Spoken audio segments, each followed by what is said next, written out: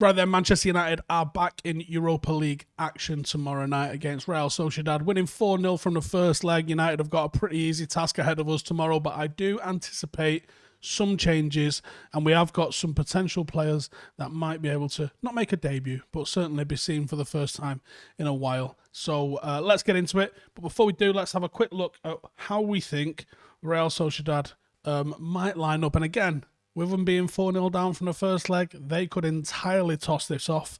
But let's have a look. Last three results for United: 3-1 against Newcastle, 4-0 against Sociedad, and that one all draw with West Brom. Real Sociedad last three, they've got 4-0 win against Alaves, a 4-0 loss against United, and a 1-0 win against Getafe. Alguacil's preferred 11, 4-1-4-1 formation, very typically. Start 11-wise, then I expect Real Sociedad, if they go with a similar sort of side, and like we said, they could completely mix this up, but it's likely to be Romero again in goal, and I think it's Zubeldia likely to be partnering Lenormand with Elizondo out through injury. Former Arsenal man Nacho Monreal should be starting at left back again, with Gorosabel expected to resume his role at right back after Zaldua was injured in the first leg. Illaramendi will likely be the holding midfielder as he was in the first leg, with Moreno and David Silva operating in midfield roles ahead of him. Januzaj was maybe one of Sociedad's better players in the first leg, and I think he'll start again with it being a return at Old Trafford. Oyarzabal will likely feature on the left, and Isaac up front. Starman Oyarzabal, I would expect. United dealt with his threat to perfection in the first leg, but he's still Sociedad's most dangerous player and likely the one that causes problems. He's been directly involved in 16 goals in 25 games in all comps this season, scoring 10 with 6 assists, and he didn't manage to create a single chance or register a shot on target in Turin, but he did feature heavily in Sociedad's 4-0 triumph over Alaves at the weekend. Maguire and Shaw, or potentially Tellez, are going to have to be at the defensive best again if United are to shut him out. If Sociedad come at us with a strong team, they might fancy that United are likely to rotate in this, so they're thinking if United are going to rotate, we do have an option to take this to penalties, but coming to Old Trafford and putting 4 past us, I would like to say that that's not going to happen for United. I do think it will be a rotated United side. And here's what I think it'll be. Right then, starting with goalkeeper, I think Dean Henderson will likely be back in goal for Manchester United, and I hope he doesn't showcase the opportunity to try and really put pressure on David De Gea, but there might be an opportunity for him to do just that. So Henderson in goal. I'm going with a back four of Williams, Tuanzebe, Baye, and Tellez. Quite a pacey back four there from United. I'm going with Nemanja Matic, and alongside him, Ethan Galbraith. Matic obviously going to provide the discipline, the steel, but the energy is going to come from Ethan Galbraith. If you're not familiar with what he's like as a player, he's got a brilliant internal tempo about him. There's a little bit of nicky butt about him, but there's also a little bit of quality on the ball. Loves a goal, loves a deep goal. So when you lose Scott McTominay from the team, you might have gained that by bringing in Ethan Galbraith. Been getting some brilliant reviews playing for Northern Ireland internationally, so I think he would be the one.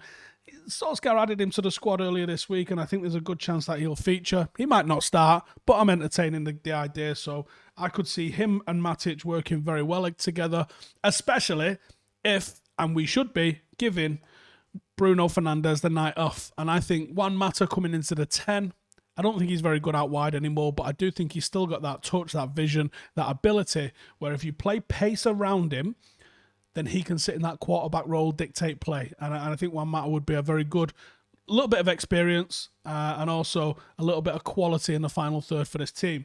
On the right-hand side, Mason Greenwood, give him the full 90, let him have a full run out. And I've left Dan James out of the team because I actually think he'll be quite useful against Chelsea. So let's look forward to that one at the weekend. And I'm giving a start to Amad on the left. I think he offers a little bit of a similar sort of goal threat, but also extremely direct running. And I think he complements what Mason Greenwood gives massively. And it also means Marcus Rashford gets the night off. And Tony Marshall up front. Start him. Let's see if we can get him back in the goals the right way. Otherwise, I don't think United are going to make too drastic a change up front, and I hope that certain players get rested. I can imagine Bruno and Rashford will be on the bench regardless, even though I think they'd really benefit from getting a proper night off. I don't think it's something that you can risk, because if you do go down after being 4-0 up from the first leg, there'll be calls to get rid of you, and maybe correctly, if you completely balls it up like that. But I have to say, if I was managing Manchester United and I put that 11 out, well, I have to go, do you know what? That 11's good enough. Now, how can we exploit what's going to happen? Now, Sociedad, as we saw for the first half an hour or so of the game over in Turin, they're well drilled. But United kept on finding spaces in behind with through balls and lob passes over the defence. Now, if you thought they played a high line in Turin, they're going to play a very high line at Old Trafford. If they're coming with the idea that they're even potentially going to chase this game, they're going to have to go for it from minute one. They're going to come here with the sole intention of scoring in the first 10 minutes. Now, for me, it's very simple for United. You keep your back four intact. You say to the fullbacks, don't cross the halfway line, at least until we get a goal to the good. Once we get a goal to the good, try and run up a cricket score. But until then, you keep a hold of your fullbacks. You don't let them cross the halfway line. And you say to everybody else, just play your game. Just play a nice conservative game. Look to hit them on the counter, because it's going to be there for you. When you've got the pace of Greenwood, the pace of Amad, and the pace of Tony Marshall, and the passing of Juan Mata, I think you can do it. Galbraith would bring a tempo, and I think this is a great opportunity for him if he's managed to be selected in the starting 11. But they're definitely going to go for it, and I think this could play into United's hands even more than it did in the first half. And once again, we should be looking to find runners in behind. We'll absolutely crucify them if that's the case. The job is all but done, but you get a goal in the first half an hour of that game, and it's definitely done. So I would say for United, let's keep it nice and tight. Let's not make mistakes. Let's force an error out of them, and when they lose possession in the right area, we hit them on the break, we get a goal up, and then we can start playing. Then at the fullbacks, get into the final third, make things happen, commit a man, take him on, and have fun, because I think that's what's going to happen. Killer pass, 1-0 United in the first half an hour, and then let's pour it on, because I think we could really run up a score, because I think if you're in the opposite corner, if you're one of the Sociedad players, United get a goal, you're going to be like, what's the point, man? What is the point? We are out. So I think that's when United could really go and take advantage. Double opportunity here. Give everyone that you want to play against Chelsea the night off. Go into that Chelsea game full of confidence and actually make a dent into what's going on in the league and get through with no dramas in the Europa League as well. That'd be a good ending to this week, wouldn't it? Do you agree? Do you disagree? What's your starting 11? Give me your score predictions. Let me know in the bottom as well. And also come and check out what's going on in the Patreon group.